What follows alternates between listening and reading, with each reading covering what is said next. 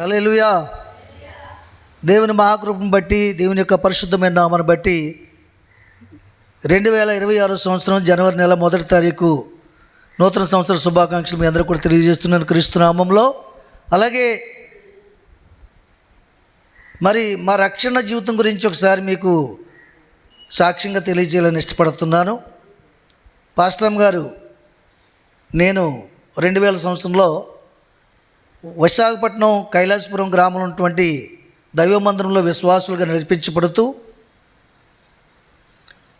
అక్కడ పక్కనే ఉన్నటువంటి మాకు అనుబంధ సంస్థ అయినటువంటి కర్మేలు ప్రార్థనా మందిరంలో బాప్తిసం తీసుకున్నాం.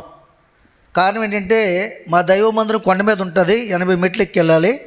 అక్కడ ఇంకా మేము బాప్తిసం తీసుకునే సమయానికి బాప్తిసం కుండి రెడీ అవ్వలేదు కాబట్టి కర్మేలు ప్రార్థనా మందిరంలో అనుబంధ సంస్థలు, అది కూడా కొండ మీద ఉంటుంది కైలాసపురంలో, అక్కడ మేము బాప్తిసం తీసుకోవడం జరిగింది. మాతో పాటు మోషే అనే ఒక అబ్బాయి, ఎప్సిబా అనే ఒక అమ్మాయి ఇద్దరు కూడా బాప్తిసం తీసుకున్నారు. బాప్తిసం తీసుకున్న 2వ సంవత్సరంలోనే నేను బైబిల్ కాలేజీకి వెళ్ళడం జరిగింది. ఏమండి, 2002లో బైబిల్ కాలేజీకి వెళ్ళాను.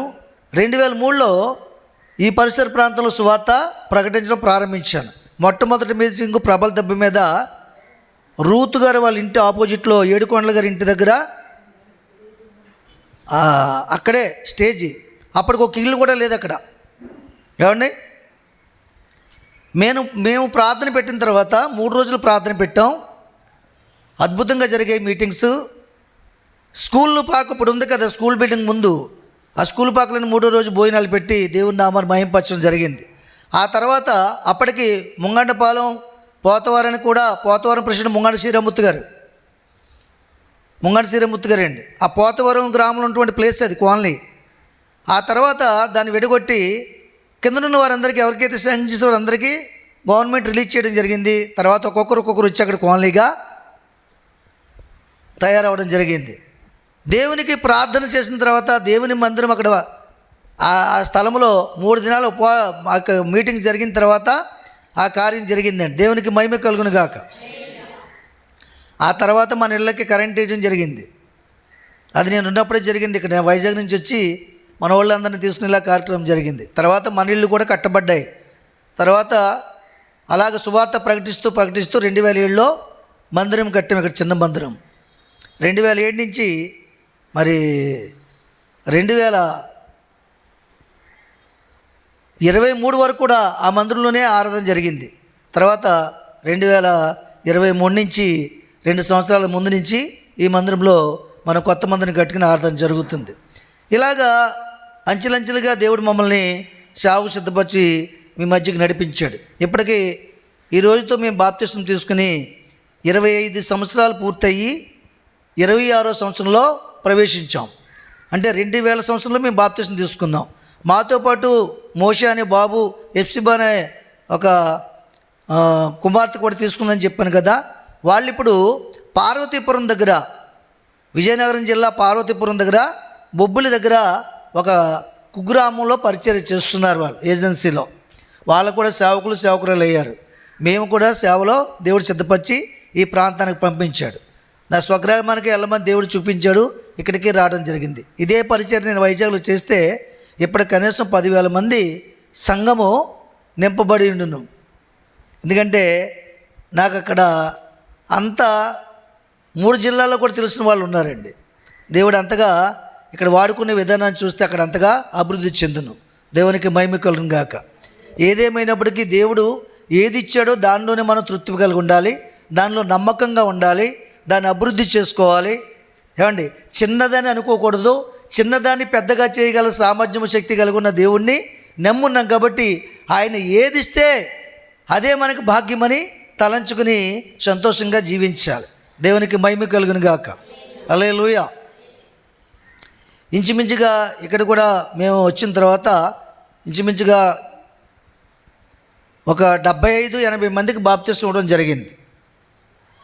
కుటుంబాలు అయితే ఇంచుమించు 90 మంది వరకు 100 మంది వరకు ఉన్నారు. కానీ కొందరు బయట బాప్తిసం తీసుకున్న వాళ్ళు ఉన్నారు.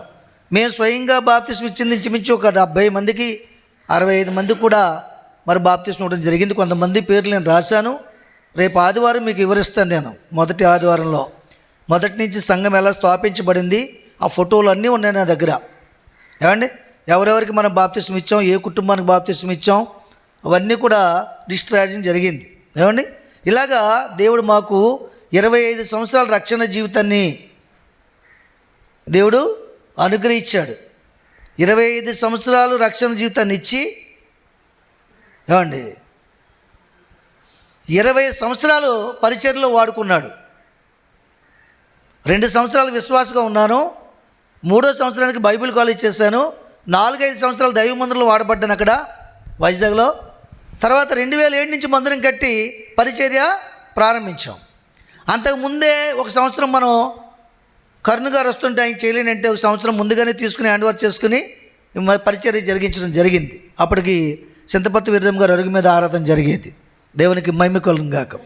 అలాగే దేవుడు మమ్మల్ని సేవలో సిద్ధపరిచి మీ మధ్యన ఇలాగా మరి దేవునికి మహిమకరంగాను ఈ యొక్క సమాజానికి ఆశీర్వాదకరంగా దేవుడు మమ్మల్ని నడిపిస్తున్నాడు. ఇది మొదటి సాక్ష్యం. రెండోది ఏంటంటే, నేను 1969 1వ నెల 1వ తారీఖు నా స్కూల్ డేట్లో వేశారు మా అమ్మ నాన్న. ఆ డేట్ ప్రకారంగా లెక్కేసుకుంటే ఇప్పటికి 55 సంవత్సరాలు పూర్తయ్యి 56 సంవత్సరంలోకి నేను అడుగు పెట్టాను ఆల్రెడీ. ఇప్పుడు 56వ సంవత్సరం మొదటి రోజు త్వరపడింది నాకు. ఇంతకాలం దేవుడు కూడా అనేక ప్రమాదాలు, కరోనా వచ్చింది, చనిపోవలసిన బతికని దేవుడే బ్రతికించాడు. అనేకమైన యాక్సిడెంట్లు, పరిచర్యకు వస్తున్నప్పుడు ప్రతి ఆదివారం సందుకు వచ్చి వెళ్ళేవాళ్ళం. 300 కిలోమీటర్లు రావడం, 300 కిలోమీటర్లు వెళ్ళడం. ఈ యొక్క సందర్భంలో కాకినాడలో కూడా ఒకసారి యాక్సిడెంట్ జరిగింది. సర్పవరం జంక్షన్లో ఒక ఆయనకి కాలు కట్ అయిపోయింది, ఆటో ఆయనకి. చాలా ఇబ్బంది పడ్డాం. అయినా దేవుడు ఆ కేసు లేకుండా తప్పించాడు దేవుడు. అతనికి ఇన్సూరెన్స్ క్లెయిమ్ చేసుకుని